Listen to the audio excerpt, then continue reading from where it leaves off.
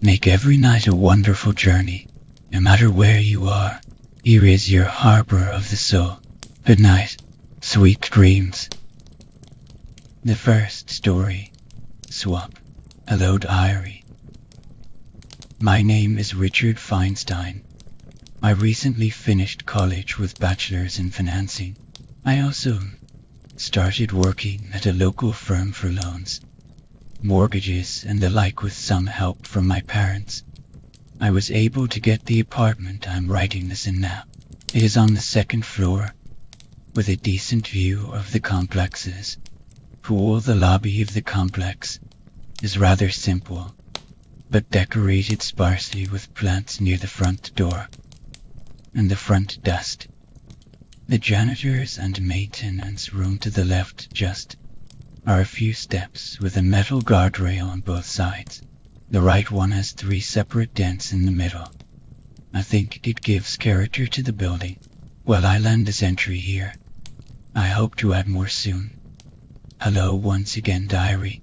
The last few days were rather uneventful, but today my friends and I were enjoying the game at my place, when for a short moment we just stopped. The game was still on and it was a rather exciting play, but we just stopped. It felt as if something was going on, something serious, but we didn't know what. This all happened in about 3 seconds, but it felt much longer, more like a full minute. The team we were rooting for made a touchdown, and that knocked us out of our stupor. We all shared glances, and my loudest friend broke the ice by flat out yelling in happiness as we were leading the other team by 14 points. I can't help but wonder what that feeling was. Good night, diary. It's been a full week since my last entry, and I've started to notice something. Small items in my house go missing in my house, only for me to find them in the weirdest places a few hours later. For an example, an old pair of sandals I was going to throw out. A few hours of searching later, I found them in my cupboard behind a box of cereal. I know I didn't put them there and nobody else could have possibly moved them, and the complex is just too clean for there to be rats. I jokingly thought that maybe the house is haunted. Well, good night, diary. It's nighty, for I just felt it again. That overbearing presence this time. Instead of 3 seconds, it lasted 5 minutes. I must be crazy. There is no logical reason I can think of that would demand such a reaction. Today I noticed something off. The one plant to the left side of the door was on the right. Now a small change like that didn't bother me. It's that when I walk out of the complex I put my right hand on the right guardrail. I was expecting 3 bumps in the metal while I was walking down. I didn't feel them. I looked back to the steps and the other rail, and the 3 dents were on the other rail, on the exact same spot, disturbed. I went along the rest of my day acting as if nothing ever happened. Call me paranoid, but that still makes me uncomfortable just to think about it. Things just don't swap places. Hello, diary. With the current events going on, I decided to keep a small notepad with me, write down if something happens. Lately I've been forgetful of many things, and have decided to take action by keeping this on me at all times, or within reach. I just opened my bathroom door, and what was in front of me was definitely not my bathroom. It was my closet. I know it wasn't my closet door, because I just went inside my apartment. My bathroom door is almost 3 feet from my front door. I slammed it shut and pressed my back against it. I stayed there for a good 10 minutes in complete shock. I regained my composure and hesitantly opened the door again, this time much slower, looking through the opening at every possible angle. I opened the door fully to see my bathroom, everything exactly as they were. I am still hesitant to open my bathroom door. It has not happened again, but it goes without saying. That scared me on a level I have never felt before. I'll have to close this entry Here is I don't believe my mind can handle all this stress. Writing helps, but I should get my 8 hours of sleep. I have a meeting tomorrow and I just need some rest. This cannot be happening. I went down to the lobby, and EVRYTHING is reversed. The front desk is on the LEFT. The janitor's closet and the maintenance room is on the RIGHT. This shouldn't be possible. I didn't hear any construction, plus the fact that you can't simply swap the placement of 2 completely separate rooms. Wait, ever since my last entry, I haven't seen a single soul, not even a passing glance of the back of someone's head. The front desk is empty. The janitor's closet is only full of cleaning supplies, and the maintenance room with all the cameras is empty.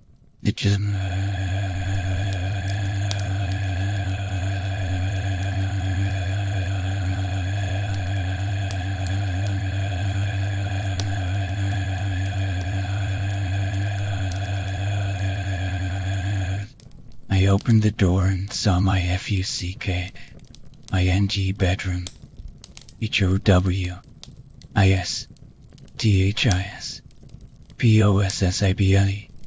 There is not a single reason I can come up with as to why this is happening.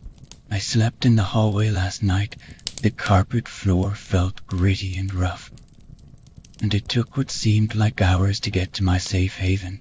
Sleep. Sadly, my rest was riddled with nightmares and twisting corners in an effort to find another person. I will knock on every door.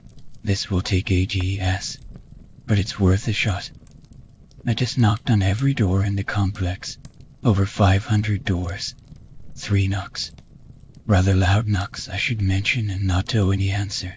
I want to cry, but I must remain strong. I will not give. I will not give. I will not give. I will not give. I will not give. There is a pattern in the changes. I can't understand it, but I know it's there. It's like I know the instructions, but not the order. I will test this out. The door to my room. First try. Bedroom second try. Bedroom third try. Janitor's closet. It is 798. How is this possible? Maybe the switch happens every 2 minutes. I will try again soon on a different door. It's finally 800. I will try to open my neighbor's door. First try. Maintenance room. I think this is a breakthrough. All I have to do is figure out which door leads where. So far it has only led to rooms with a specific purpose, such as the maintenance room with all the cameras. Why do I keep describing the maintenance room? The stress must be getting to me. I don't even know anymore. My pencil broken. I spent the last few days, weeks, months. I don't know, looking for something to write with. Time passes differently. Here for the first time I saw another living thing. It was a rat. When I first saw it, truly realized just how hungry I was. I bit its head off and ate the thing whole. I feel horrible, but it felt so good to finally digest something. I also noticed something with the map in the lobby. On the map it shows 7 fire escapes. Not any is actually there. All the windows seem to have a sheet over them, but light goes through as if they didn't exist. I can't focus for very long anymore in the moments I can. I just can't write fast enough to follow it. I have gone through every room in this building. In one room there is a window with a red frame around it. I can only pray that this window is special in a way. There is writing on the ceiling. It's rough and I can barely read it, but it looks like its English writing is etching itself into the ceiling. You should NT be here. Where is that coming from? More is being written. GET. OUT. I got that feeling again, that overbearing presence, that dread and fear. It felt like it was pulling on my notepad, and a noose was around my neck pulling me up. I got the hole out of there. It's just I can't help but want to go back. WHY is that one window red? Why am I here? Why is this happening? I am going to try and go through the window. If it works, I will be free and I won't have to write these notes to keep a semblance of sanity. Wish me luck. The previous notes were found in a space between a third and fourth floor room, next to the decomposing corpse of who we assume to be Richard Feinstreet. On the first 5 entries were found in a journal on the second floor of the complex in the bottom shelf. Richard Feinstein was supposedly missing after watching the football game with his colleagues. A full search for him was warranted, and it was 6 months before a tenant reported the smell of rotting meat to his landlord. The landlord went into the cropspace, saw the body, and immediately called 911. We assume this was a murder, as per the notes and their entries, but as to the nature of these events, we cannot tell. Case A31 to unsolved. The second story, reflection with a mind of its own. Have you ever wondered what happens when you turn away from your reflection? Most people believe that your reflection mimics everything you do. This is not the case.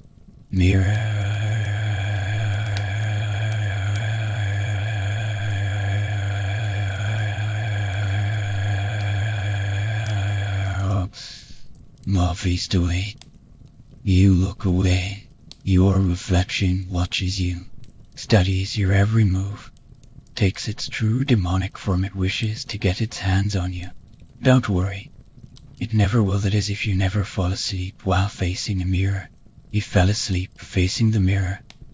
Shame. You wake up. Everything seems fine. It as dark in the room. You turn to your right to check the time on your alarm clock. Funny, your nightstand and alarm clock aren't there. Instead, there is a mirror. You look closely and realize your reflection is nowhere to be found. You turn to your left and you see your nightstand. You look at the time on your alarm clock, but the numbers are unreadable. They ray backwards. You reach for the lamp that is now to the left of you and turn it on. It turns on for 10 seconds before cutting out while it was on. You saw that everything was in your room, but as if everything was reflected, so back to the lamp cutting out. You begin to hear a faint growling. It sounds as if it is outside the door. You are frightened and become paralyzed with fear, but totally oblivious to what happened somehow.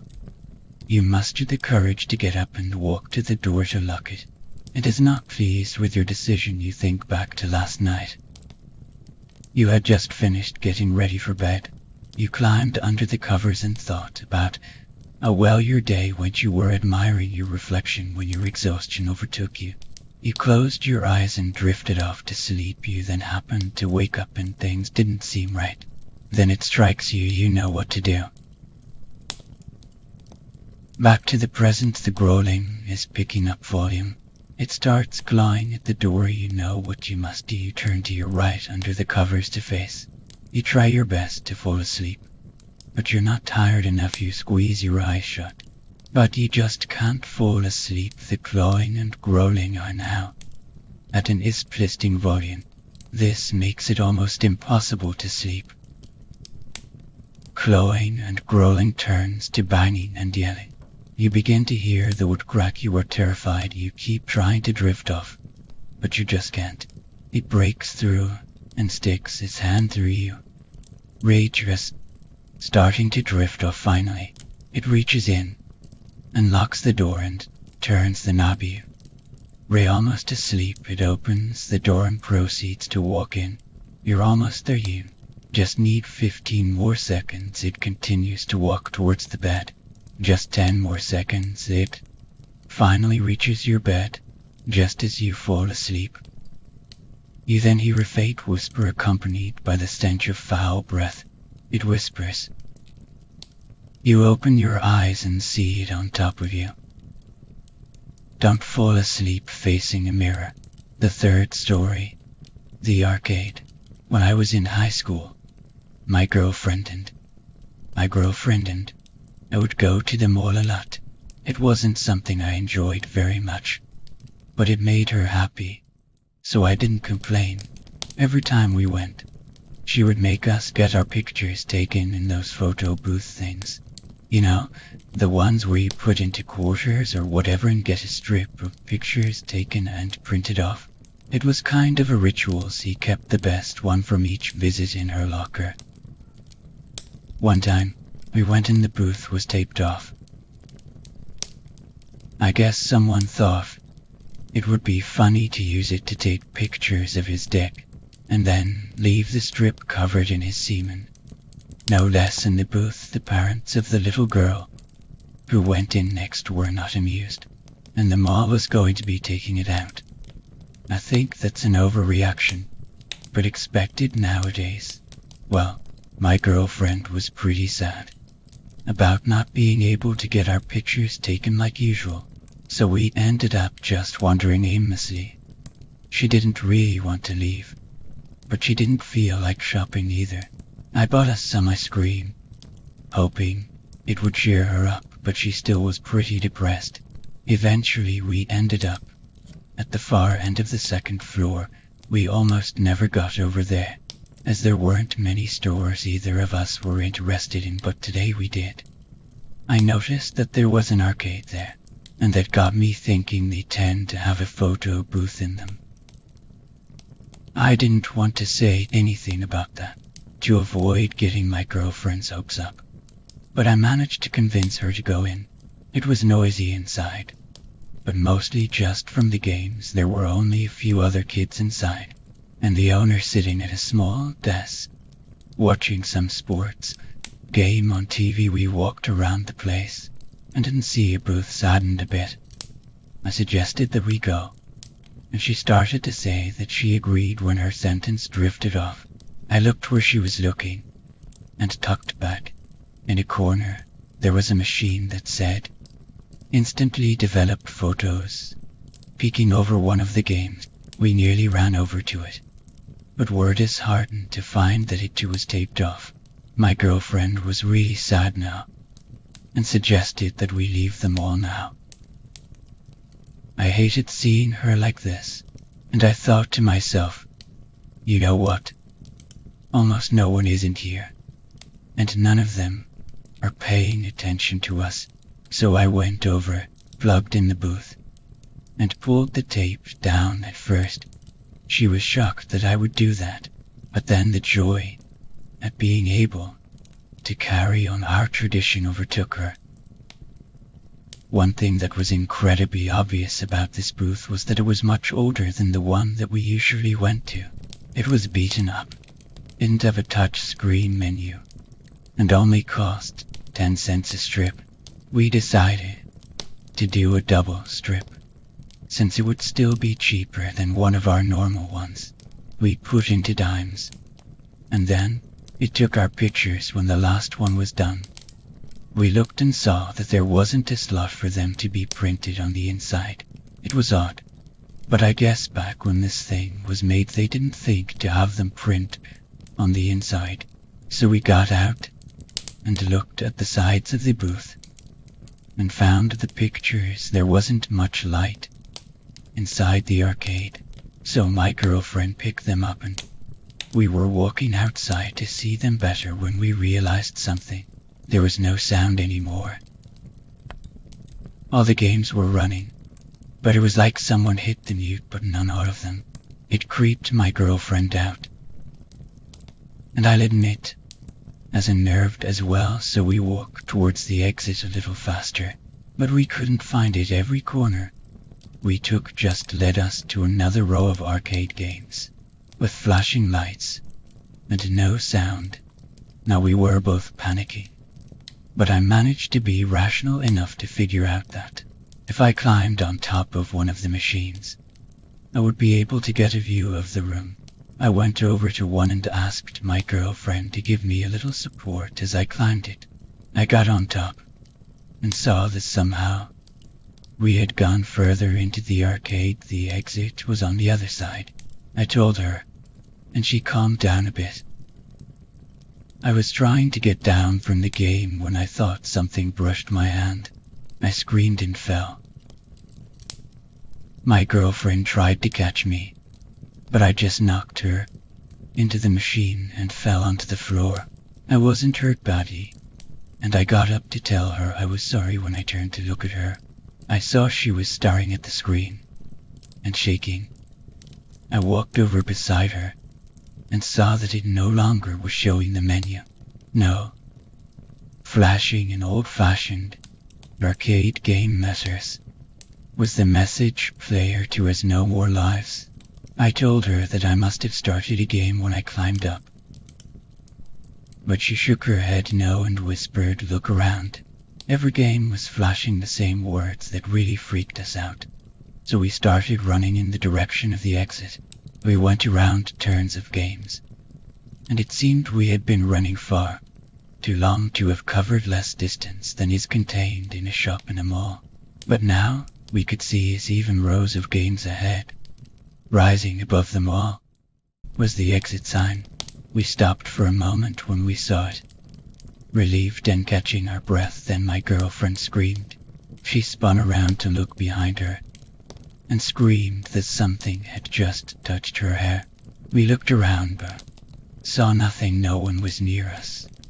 But there was something worse than the presence of someone else. The screens now all showed the words "Player 1 has no more lives." That was it. We were sprinting faster than we ever had before, running towards the exit sign. We just had to get around 3 more rows and we would be out of the arcade. And then we saw something that brought us to a halt. There was someone standing at one of the games. He was one of the kids we had seen earlier when we came in. I recognized the clothes, even though I hadn't paid much attention to him before. He was just standing there, playing a game. After the shock of seeing someone else had passed, I thought I should call out to him. Dude. My girlfriend grabbed my arm and shushed me. "Don't," she whispered harshly in my ear. "Why not? What's the matter?" "Something doesn't feel right. Let's just keep going. We're almost out." So we walked past him, hugging the other side of the row of games. Something seemed wrong with him. In the glow of the lights, I stopped walking and just looked at him.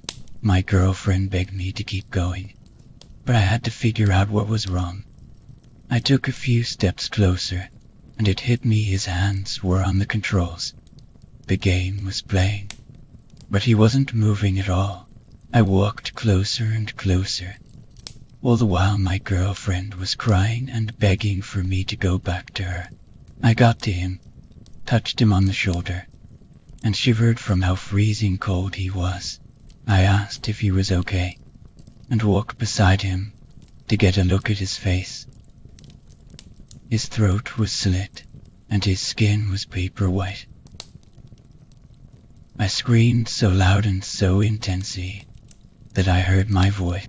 I turned back to my girlfriend and started to run to her, when I saw that someone holding a hand over her mouth and a knife to her throat. I couldn't see the face, but the figure's hands looked like a man's.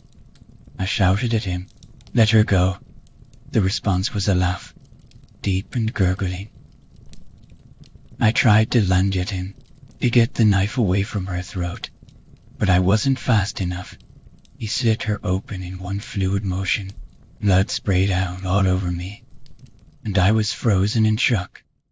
He dropped her body and brought the knife to his face. It was still shrouded in darkness, but I saw a tongue come out and lick the knife. That tongue, it wasn't human. It looked more like a giraffe's, long and thin.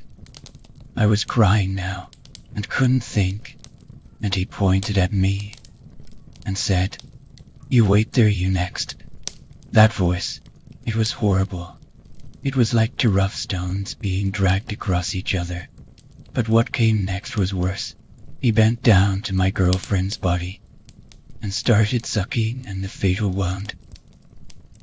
His mouth covered her entire neck, and it made a horrifying squelching sound as he sucked the blood from her. I couldn't think, couldn't react with anything.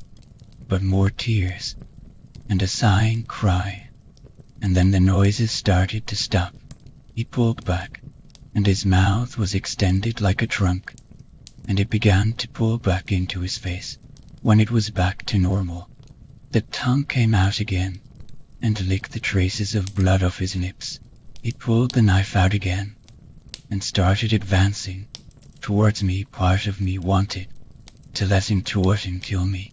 I didn't want to live with these memories, but that part of my mind was overridden by a more primitive section.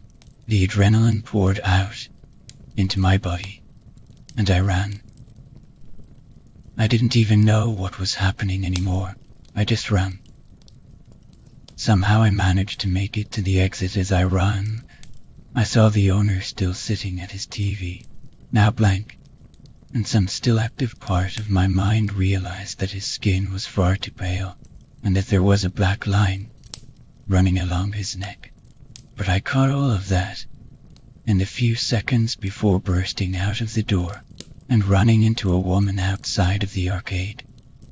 I frantically screamed, begging her to call the police, the paramedics, anyone she screamed to. At first I thought, because I seemed crazy, then I realized that I had blood all over me, my girlfriend's blood. Eventually security came, and the woman told them I had come from inside the arcade. One of them stayed with me, and the other two went inside. They came back out and told the man with me to handcuff me while they contacted the police. What they had found was my girlfriend's body, throat slit, drained of blood. This was expected. I had seen her, and what I didn't expect was that hers was the only one, nor did I expect it to be found in the photo booth. But the worst part, the piece of evidence that I can never comprehend, the reason that my mind was broken to the point I was considered incompetent for trial, was that the strips of pictures found in the booth with her. They showed me slitting her throat.